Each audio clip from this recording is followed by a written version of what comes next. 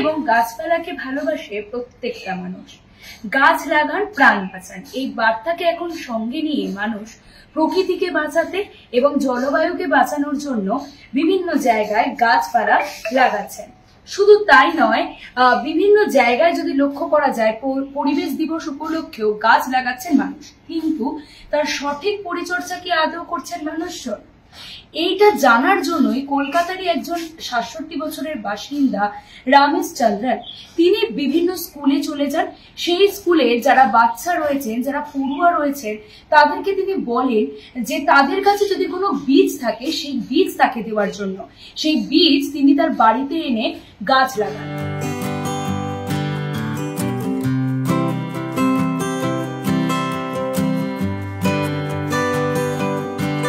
আমার মনে হয় প্রত্যেকটা মানুষের এই ভাবনাটা আসা উচিত। যেভাবে টেম্পারেচার বেড়ে যাচ্ছে, যেভাবে আমাদের গ্রাউন্ড ওয়াটার নেমে যাচ্ছে, তা আমাদের প্রত্যেকের ভাবা উচিত। হঠাৎ আমার মাথায় এলো ডেফিনেটলি, বিকজ আমি দেখছি মানুষ কষ্ট করছে। আমার ছোট নাতি যখন জন্ম হলো, আমার মেয়ের সেকেন্ড বাচ্চাটা, ও কত শ্বাসকষ্ট, কত কষ্ট করেছে আমি দেখেছি আমার চোখের সামনে। অফকোর্স আমার বিনিশাটা অনেক আগে চলে এসেছিল, তো ওগুলো তো আমাকে আরেকটু রিজলভ করলো যে আমাকে আরেকটু এটা নিয়ে কাজ করতে হবে।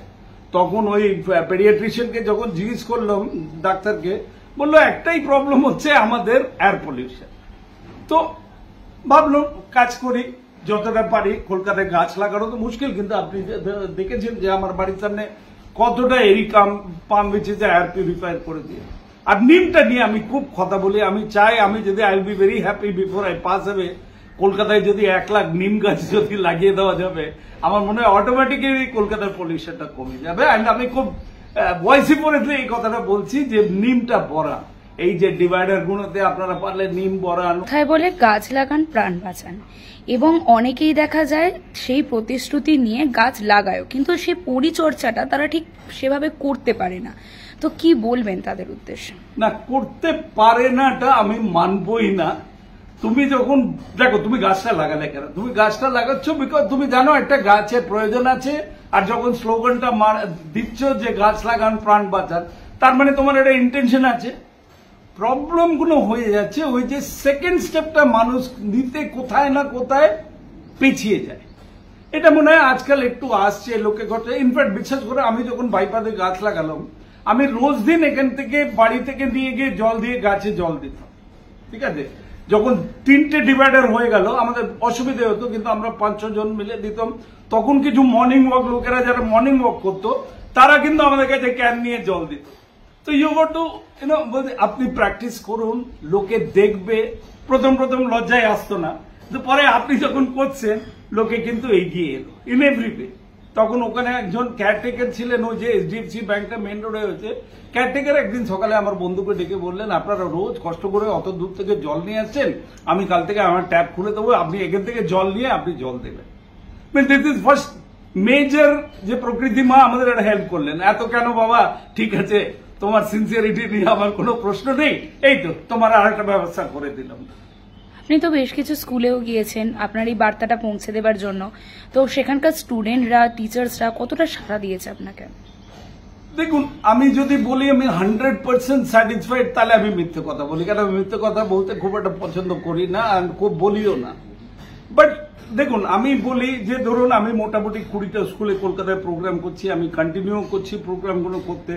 এবারে 20টা স্কুল আপনি ধরুন মোটামুটি অ্যাভারেজ 2500 বাচ্চা, মানে আমার 50, আমি ধরছি আমার স্ট্রেংথ হচ্ছে 50,000 স্টুডেন্ট।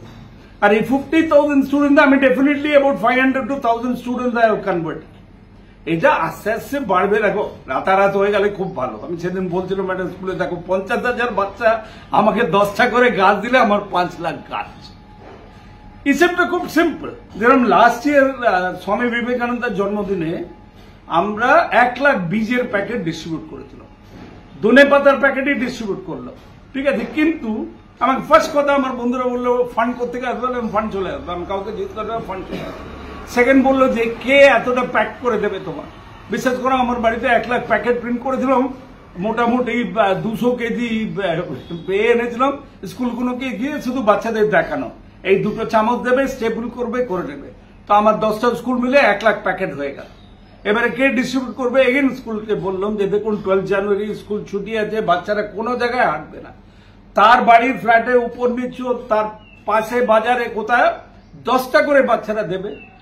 10,000 স্টুডেন্ট 10টা করে সিট দিয়ে দিলে 1 লাখ পৌঁছে গেল, আর আমি পৌঁছলো।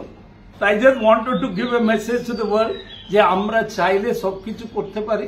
অ্যান্ড তাতে আমি ডেফিনেটলি রিপিটেডলি বলবো, আমি স্কুল বাচ্চাদেরই বিশ্বাস করব, বিকজ ওই বয়সে আমরা যখন এই কাজটা ওদের ধরিয়ে দিই, লং টার্মে যে আমরা একটা পলিউশন ফ্রি, একটা দূষণ মুক্ত পৃথিবী পাবো, সেটা নিয়ে আমি খুব sure. I will continue to work like this as long as Mother Nature gives me the strength, আমাকে শক্তি আর মনের বলটা দিক, আমি এটা চালিয়ে যাব।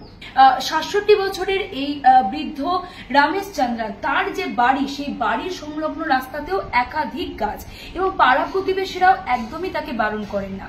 তার কারণ কি? কারণ একটি গাছ একটি প্রাণ মানুষের জন্য আমরা যদি গাছ লাগাই, তবে আস্তে আস্তে যে গরম পড়ছে বা যেভাবে জলবায়ুর পরিবর্তন হচ্ছে, সেটা আস্তে আস্তে আরো কিছুটা স্বাভাবিক পথে হবে, এমনটাই তিনি মনে করছেন। এবং তিনি যতদিন জীবিত রয়েছেন, তিনি যতদিন সুস্থ সবল রয়েছেন, ততদিন তার এই কাজ করে যাবেন, এমনটাই তিনি জানাচ্ছেন। এই সময় ডিজিটালের জন্য সুকৃতি।